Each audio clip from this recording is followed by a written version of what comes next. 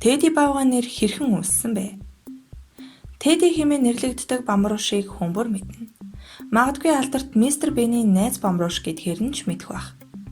Тэгвэл Тедди хэмээх Бауга нэр Америкийн нэгдсэн улсын ерөнхийлөгч асан Теодор Рузвельтийн нэрнээс гаралтай бөгөөд түүнийг Тедди гэж хочилдог байжээ. Тэр энэ нэрэндээ дургүй байсан гэдэг. Түүнийг ингэж нэрлэх болсон учир нь 1902 оны 11-р сард Миссисипи мужийн захирагч Эндрю Лонгино ерөнхийлөгч Теодор Рузвельтийг Миссисипи мужид Бауга агнах аялалд гарахыг уурснаас үүдэлтэй юм.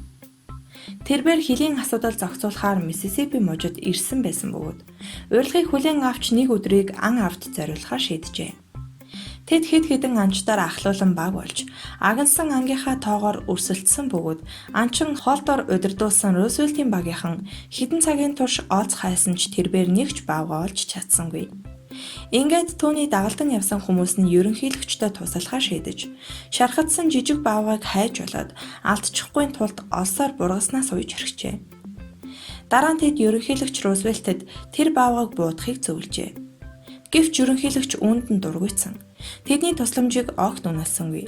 Рузвельт ихэд бухимдан ийм цусанд дуртай анчин байж болохгүй. Баугыг сулал би буудахгүй хэмээн дуалджээ. Энэ үг нь бүх түүхийн эхлэлийг тавьсан юм.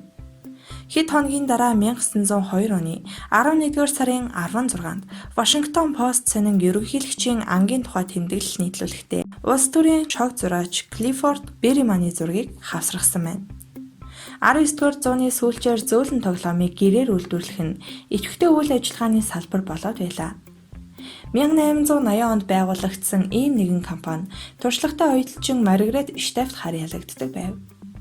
Шинэ зуун гарсны дараа тэрээр олон нийтэд шинэ хэлбэрийн тоглоом болох зөөлөн чихмэл бамбарш санал болгожээ. Германы хүүхэд багчууд Бауга тайртай боловч мадам Штефийн үйлдвэрлэсэн Бауга европчуудын зүрх сэтгэлийг татаж чадсангүй. Хэрвээ түүнд нэгэн тохиолдол болоогүй бол мадам Штеф чихмэл Бауганы үйлдвэрлэлээ бүр мөсөн зогсоож мэтгээр байв. 1903 оны Лейпцигийн шинэ жилийн үзэсгэлэн худалдаан дээр нэгэн Америкээр мадам Штефийн тасагт иржээ. Түүнд чихмэл Бауганууд ихэд таалагдсан бололтой шууд 3,000 ширхгийг захиалж хадагтайг алмааруулж орхисон гэдэг. Учир нь энэ 1902 онд ерөнхийлөгч Рузвельтэд тохиолдсон явдлыг сайн мэддэг байжээ. Ингээд Нью-Йоркийн худалдан авагч мадам Штефийн Баугаг захиалж байх үед бамбууш инэрл халамжийн бэлэг тэмдэг болж Америкчуудад ихэд алдаршаад байлаа. Энэ үеэр Америкт Оросын цагаач хос Морис Мичтон болон түүний гэргий Роса нар Рузвельтийн сонинд гарсан зургийг харж Тедди Бауга бүтээх урам зориг авч чихмэл бамбуушийг түүний нэрээр Тедди гэж нэрлэхээр шийджээ. Тэд бяцхан зөөлөн Баугаан бамбууш бүтээгээд Тедди Бауга гэсэн логог дэлгүүрийнхээ цонхонд байрлуулж дараа нь ерөнхийлөгч Рузвельт руу үйлдвэрлэсэн чихмлээ илгээгээд түүнээс нэрийг нь ашиглах зөвшөөрөл хүсжээ. Хэсэг хугацааны дараа Мичтомын гэр бүл цагаан ордноос Рузвельтийн богиносгосон нэрийг ашиглах албан ёсны зөвшөөрөл авчээ. Тэдэнд миний нэрийг ашиглах нь чихмэл бамбуушны үйлдвэрлэлд амжилт авчирна гэдэгт би тийм ч итгэлтэй биш байна. Хэрвээ та үнэхээр хүсэж байгаа бол түүнийгээ миний нэрээр нэрлэж болно гэж тэр үед Теодор Рузвельт хэлж байжээ. Ингээд Тедди Бауга нэртэй чихмэл бамбуушийг 1903 оны 2 дугаар сарын 15-нд тэд өөрийн дэлгүүртээ худалдаж эхэлсэн юм.